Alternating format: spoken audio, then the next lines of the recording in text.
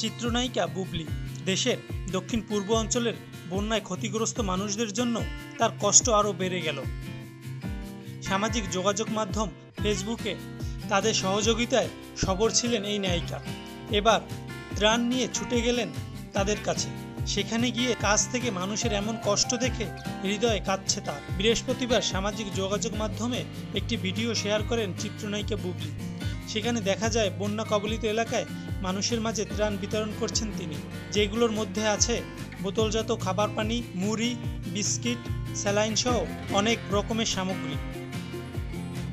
ছবি ও video share করে বুবলি ক্যাপশনে লিখেছেন, বন্যার্ত মানুষগুলোকে কাছ থেকে দেখে কষ্টগুলো আরও দ্বিগুণ অনুভব হলো।